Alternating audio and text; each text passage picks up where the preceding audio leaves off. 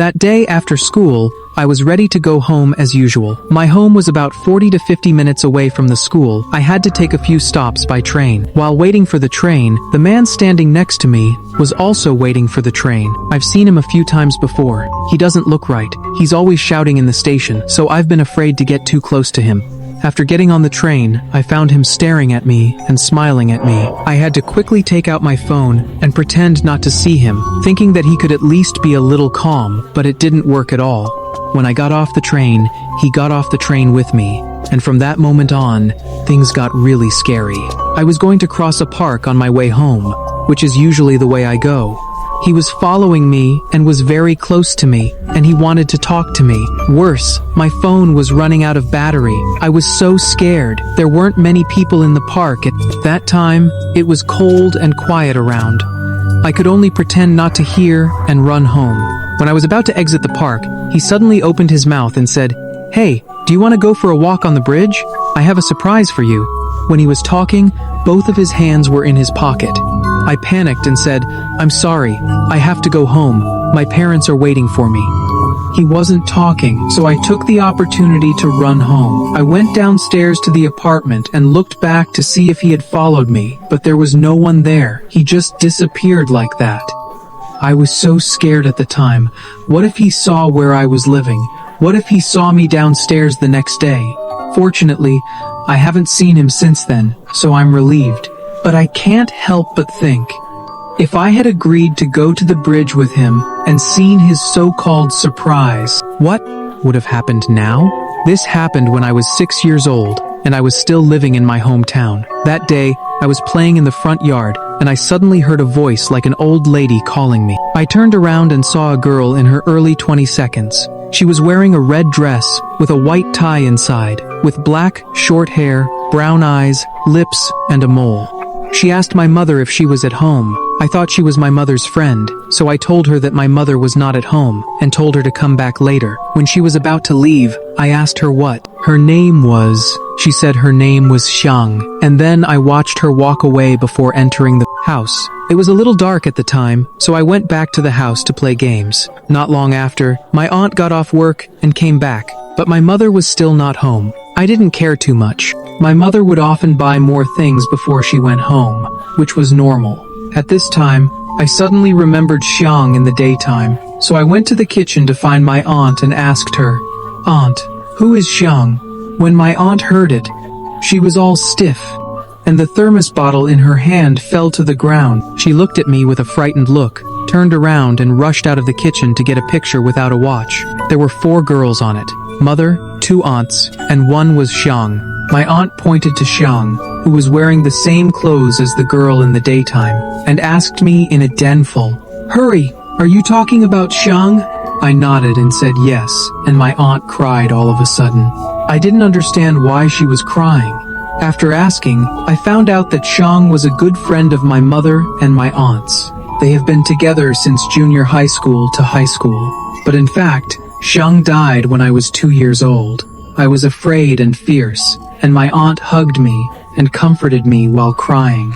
Until now, I clearly remember this. It was the last week of November. I got my report card and finally finished my last year of high school. I started my holiday. At that time, my mother was a teacher in a kindergarten. One day, she asked me if I could go to school with her to help organize the materials for the activity.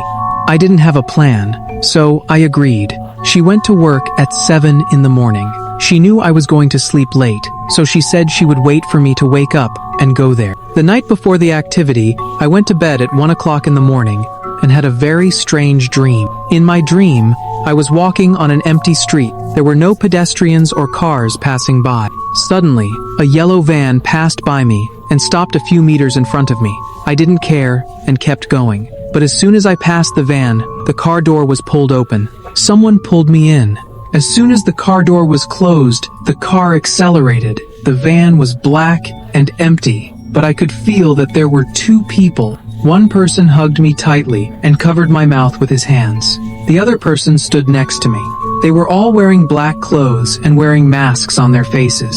I couldn't see them at all. Then, the man next to me took out an injector from his pocket and injected it into me. The dream went into a blackness for a moment. The darkness lasted for a few seconds. When there was a picture again, I found myself lying on a wheelchair. I was tied up and in a very small room. There was an old lady sitting in front of me, staring at the ground. If I didn't hear her heavy breathing, I thought it was a statue. What's worse, I couldn't move my whole body. I couldn't turn my head or move my body. I couldn't speak. I could only blink and hear voices.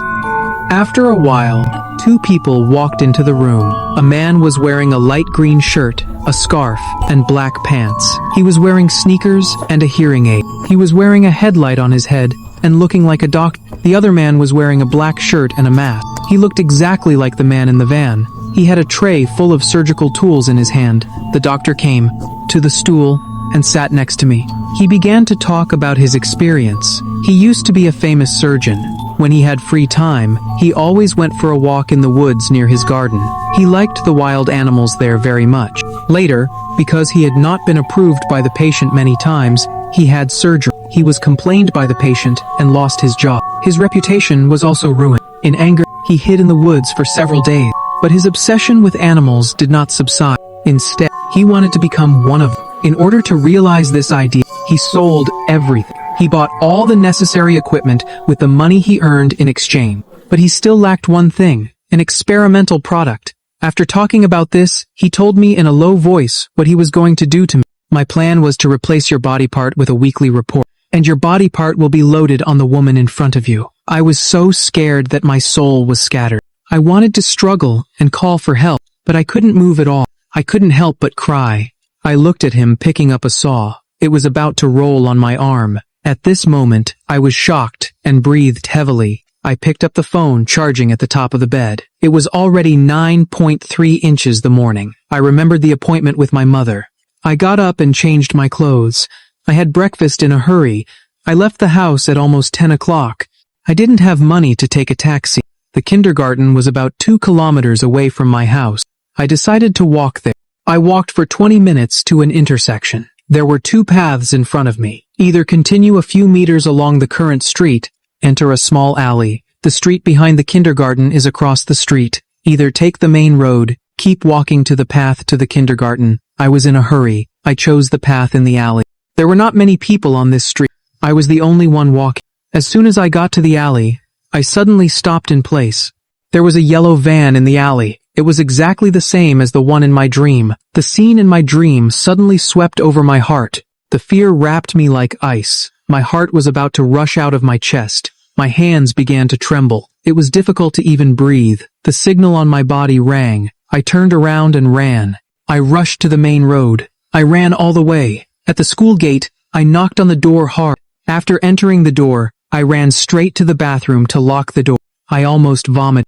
My mother and other teachers heard the noise. They rushed to knock on the door of the bathroom. They asked me what happened. I opened the door and said I had something to tell my mother. She took me to an empty classroom. She poured me a cup of sugar water. When I calmed down, I told her everything I saw in my dream and the yellow van. My mother was worried about me, but she didn't believe what I said. The community we live in is very safe. Almost nothing happened. Are you too nervous? She comforted me. I called her for help at the same time. I turned around and left. I stayed alone in the classroom for a few minutes. I thought about everything that happened. In the end, I decided to help organize the material for the activity. After the event, my mother took me to dinner. We also went to the ice cream shop. Until now, I have never had such a dream again.